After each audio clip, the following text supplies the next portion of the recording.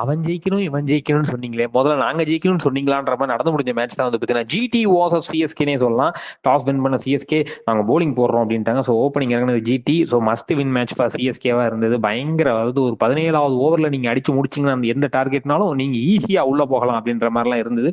ஆனா அதுக்கெல்லாம் நாங்க இடமே கொடுக்க மாட்டோம்ன்ற மாதிரி super performance by Shubman Gill and Sai Sudharsan. முக்கியமா சாய் சுதர்ஷன் 53 பாலுக்கு 84 ரன், அந்த பக்கம் சுமன் கில் 37 பாலுக்கு 64 ரன் பிரிச்சு மேய்ஞ்சிட்டாங்க.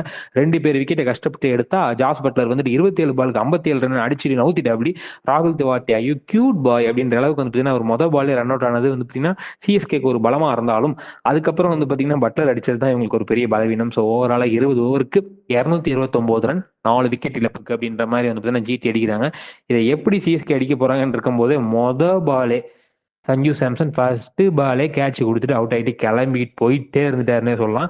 மேத்யூ ஷார்ட்டும் ருத்ராஜ் கெய்க்வாடும் ஒரு பார்ட்னர்ஷிப். என்ன விஷயம்னா, தோக்குறோமோ ஜெயிக்கிறோமோ ஒரு இன்டென்ட்டோட ஆடுவோம், பயங்கரமா ஆடுவோம். அந்த 17வது ஓவர்ல இந்த டார்கெட் அடிக்கணும்னு நினைச்சு ஆடுவோம். விக்கெட் விழுந்தாலும் பரவாயில்லன்னு சூப்பரா ஆடினாங்க.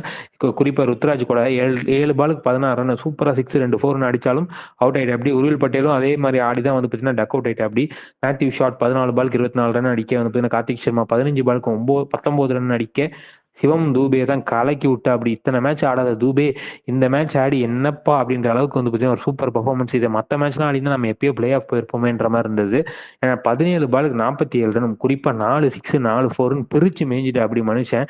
அவர் அவுட் ஆன கையோட வந்து பார்த்தீங்கன்னா ப்ரீவியஸா வந்து பார்த்தீங்கன்னா 10 பாலுக்கு 8 ரன் அவுட் ஆகுன்ற மாதிரி மேட்சே வந்து பார்த்தீங்கன்னா ஒரு 14வது ஓவரில் 140 ரன் 10 விக்கெட் இழப்புக்கு அப்படின்ற அளவுக்கு வந்து பார்த்தீங்கன்னா முடிச்சிட்டாங்க. அந்த அளவுக்கு ஒரு பர்ஃபார்மன்ஸ். ஸோ சகாப்தம் முடிஞ்சு இருந்ததா அப்படின்னு கேட்டிங்கன்னா இல்லை இருக்கு. அடுத்த சீசனும் நாங்கள் இதே மாதிரி ஒரு பில்டப்பை கொடுத்து மேட்ச் ஆரம்பிப்போம். முக்கியமான தோல்விக்கு காரணமாக நான் நினைக்கிறது இந்த மேட்ச்ல மட்டும் இல்லை, இந்த சீசனில் ஒரு நல்ல ஒரு இன்டென்ஷனோட ஆடிட்டு இருக்கும்போது நிறைய இன்ஜுரிஸ் வந்து பார்த்தீங்கன்னா சிஎஸ்கேவை பாதிச்சது. ஸோ இன்ஜுரிஸ் வந்த பிறகு டீம் செட் ஆகிறதுக்குள்ள வந்து பார்த்தீங்கன்னா நல்லா ஃபார்மில் ஆடிட்டு இருந்தவங்கலாம் வந்து இப்போ ஃபார்ம் அவுட் ஆனது வந்து பார்த்தீங்கன்னா ஒரு பெரிய ட்ராபேக்காக நான் பார்க்குறேன். நீங்கள் எதை பார்க்குறீங்கன்றத சொல்லிட்டு கமெண்ட் செக்ஷன் சொல்லுங்கள். இந்த வீடியோ உங்களுக்கு பிடிச்ச லைக் பண்ணுங்க, ஷேர் பண்ணுங்க, மறக்காம தினமலரை சப்ஸ்கிரைப் பண்ணுங்கன்னு சொல்லி விடைபெறுகிறோம். நன்றி, வணக்கம்.